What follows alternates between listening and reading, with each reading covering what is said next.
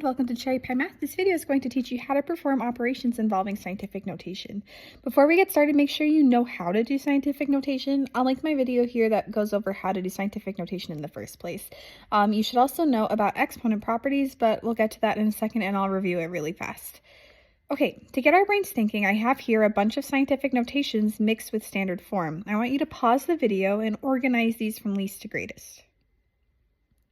Okay, did you pause it? If you did, great. If you didn't, here's the answers anyway.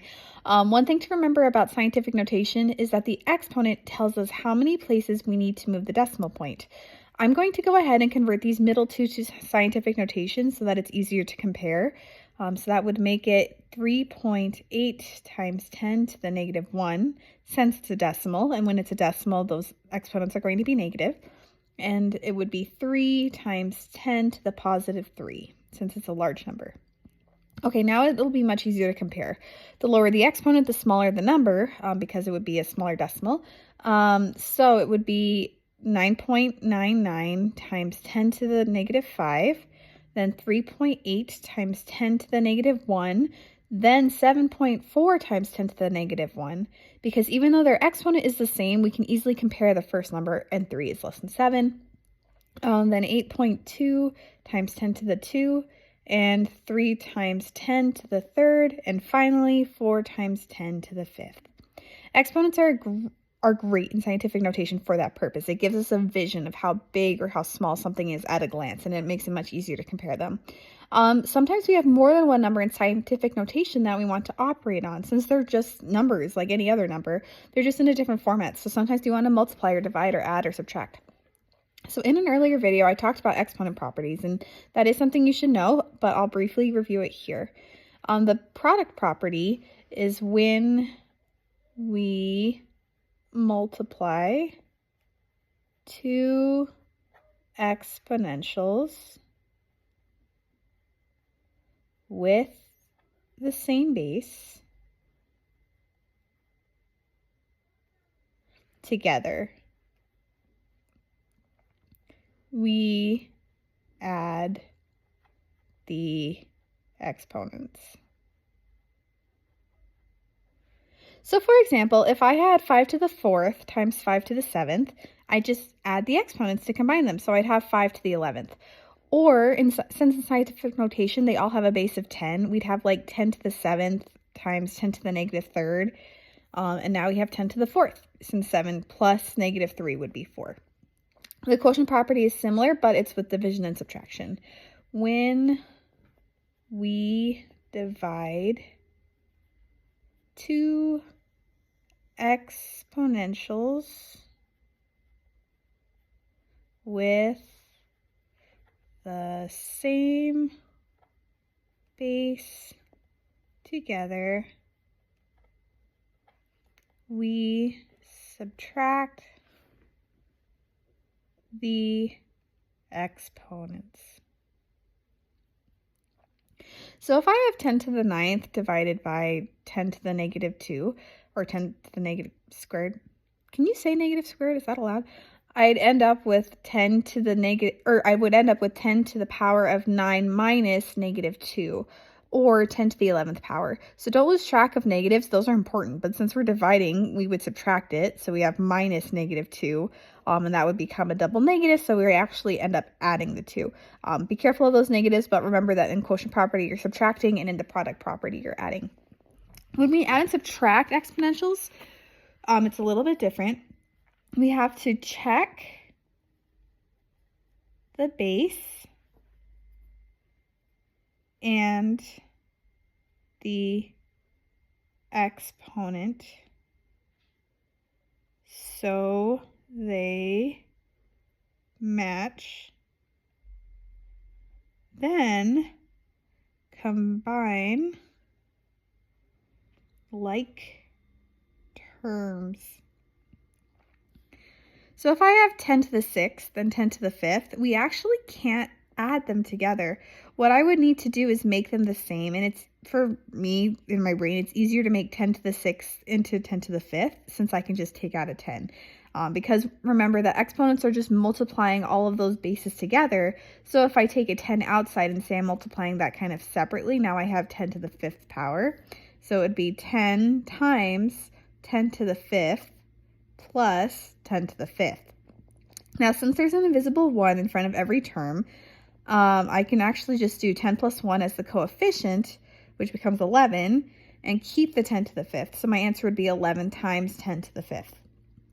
That's the worst part about these operations, is when you're adding and subtracting, is they don't usually match. So you have to make them match by taking out or changing where the decimal is in this case, because of scientific notation. You have to change it so that you can combine them.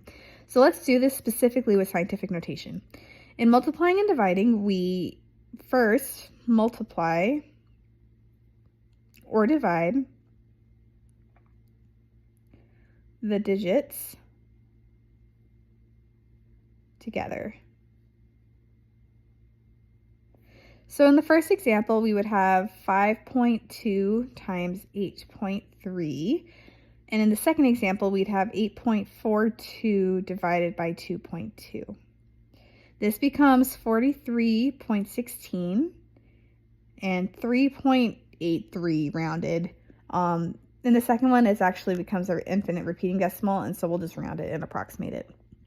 Usually 2 decimal points is fine for that.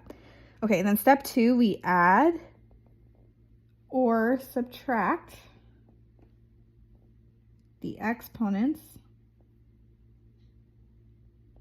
together.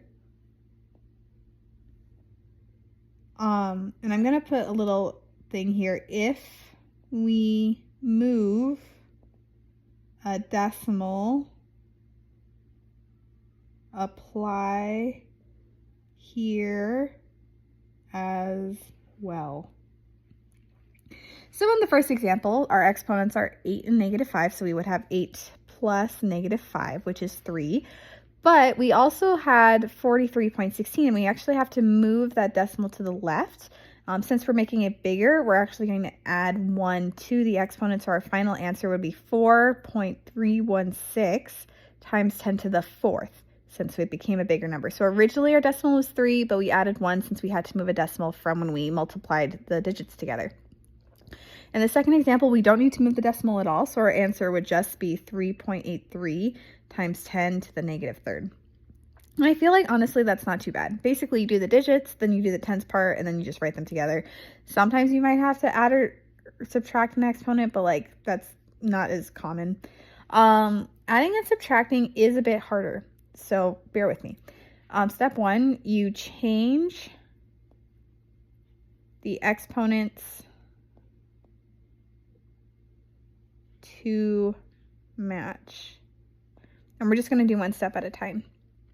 So like we saw in the earlier explanation of how to combine terms, we're going to be changing one of those exponents to match the other. And then step 2, you're going to combine like terms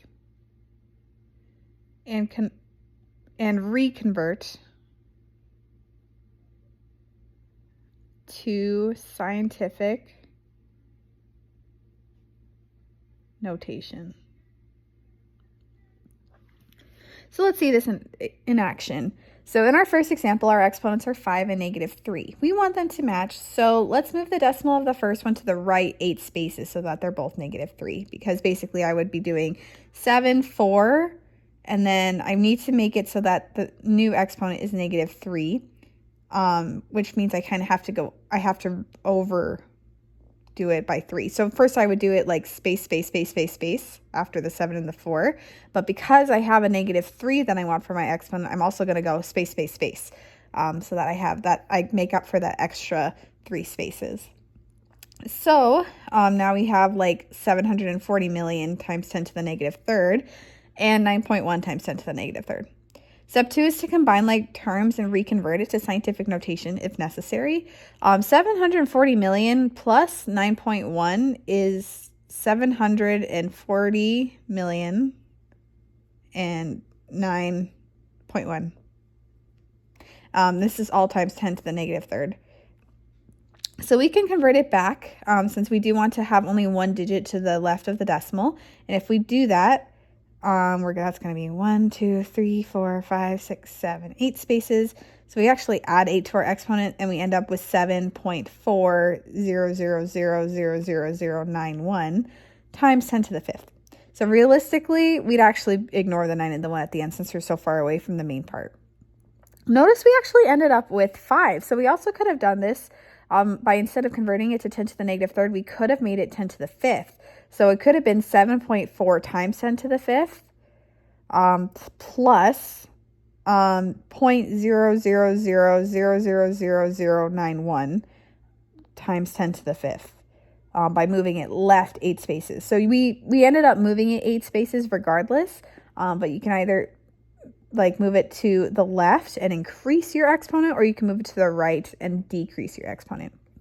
Subtracting is very similar. First, they need to match. These ones are much closer. So I'm just going to move that decimal spaces 2 spaces left on the second one. So I have 3.12 times 10 to the 7th minus, now it's 0.0833 times 10 to the 7th. And when we subtract that, that would make it 3.0367 times 10 to the 7th. And since the decimal is already just 1, after that first digit, I'm actually done.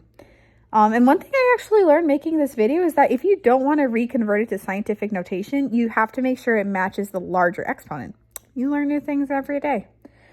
So here are some more examples. For the sake of not making this video super long, I've already solved them, but pause the video and make sure you understand how I did all of them to help wrap your brains around the operations with scientific notation. Okay, so some things to remember. When you multiply or divide, do them separately, like digits versus exponents.